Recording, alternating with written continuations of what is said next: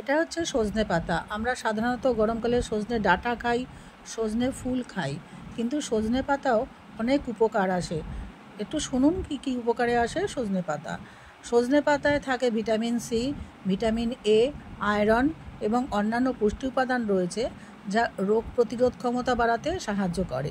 সজনে পাতা হজম শক্তি উন্নত করতে এবং কোষ্ঠকাঠিন্য দূর করতে সাহায্য করে।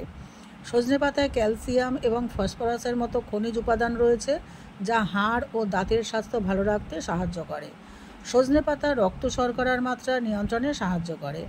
সজনে পাতায় আয়রনের পরিমাণ বেশি থাকায় এটি রক্তাল্পতা প্রতিরোধে সাহায্য করে। এটি হরমোনের ভারসাম্য বজায় রাখতে সাহায্য করে। সজনে পাতা ত্বকের জন্য উপকারী এবং এটি ত্বকের বিভিন্ন সমস্যার সমাধানে সাহায্য করে। এটি চুলের স্বাস্থ্যের জন্য উপকারী এবং এটি চুল পড়া কমাতে, চুলের বৃদ্ধি ত্বরান্বিত করতে সাহায্য করে। এমনকি এই সজনে পাতার রস জ্বর ও সর্দি দূর করতে সাহায্য করে। এটি ক্ষতস্থান দ্রুত সারাতেও সাহায্য করে। সজনে পাতার পেস্ট ক্ষতস্থানে লাগালে ক্ষতস্থান দ্রুত সেরে যায়। সজনে পাতায় প্রদাহনাশক উপাদান রয়েছে, যা শরীরের বিভিন্ন ব্যথানাশক হিসাবে কাজ করে। সজনে পাতায় ভিটামিন এ রয়েছে, যা দৃষ্টিশক্তির উন্নতি ঘটায়। আপনারা কি জানেন প্রতি গ্রাম সজনে পাতায় একটা কমলা লেবুর চেয়ে 7 গুণ বেশি ভিটামিন সি, দুধের চেয়ে 4 গুণ বেশি ক্যালসিয়াম এবং 2 গুণ বেশি প্রোটিন, গাজরের চেয়ে 4 গুণ বেশি ভিটামিন এবং কলার চেয়ে 3 গুণ বেশি পটাশিয়াম থাকে।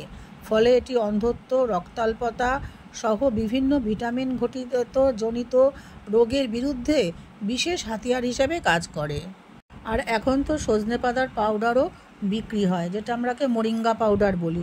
এই একই সজনে পাতার দিয়ে এটা তৈরি হয়। এবার আসি রান্নায়। সজনে পাতাটাকে ভালো করে ধুয়ে একটু নুন জলে ভিজিয়ে রেখেছিলাম। তারপরে জল ছেঁকে নিয়েছি, ছোট ছোট করে আলু কুচি করে নিয়েছি, সর্ষের তেল গরম করে কালো জিরা আর শুকনো লঙ্কা ফোড়ন দিয়েছি, দিয়ে পেঁয়াজ কুচি দিয়েছি, রসুন কুচি দিয়েছি। একটু ভাজা ভাজা হওয়ার পরে আলুগুলো দিয়ে একটু ভাজা ভাজা করে নিয়েছি। দেওয়ার পরে দিয়ে দিয়েছি সজনে পাতাগুলো। সজনে পাতা দিয়ে নাড়াচাড়া করার পর একটু ধনিয়া গুঁড়ো দিয়েছি, নুন, হলুদ, লঙ্কা গুঁড়ো, একটু চিনি, স্বাদ অনুযায়ী সমস্ত কিছু দেবেন। দিয়ে আবার ঢাকা চাপা দিয়ে ভালো করে নাড়াচাড়া করে ভাজা ভাজা করবেন। এটা কিন্তু তরকারি হবে না, একটু ভাজা ভাজা মতন চচ্চড়ি টাইপের হবে। তারপরে আপনারা কাঁচা লঙ্কা এখানে চিড়ে দেবেন, স্বাদ অনুযায়ী দেবেন। দিয়ে অল্প জল দিয়ে নাড়িয়ে নাড়িয়ে হালকা আছে বিভিন্নভাবে এটাকে রান্না করে দেবেন। অনেকে যদি আলু খেতে না চান, আলুটা বাদ দিয়ে একই পদ্ধতিতে শুধু সজনে পাতাটাকে শাক হিসাবেও রান্না করে খেতে পারেন। এটা খুবই উপকারী একটা জিনিস। আমরা কিন্তু হেলা এটাকে জানি না বলে, অনেকেই জানি না বলে এটাকে খাই না।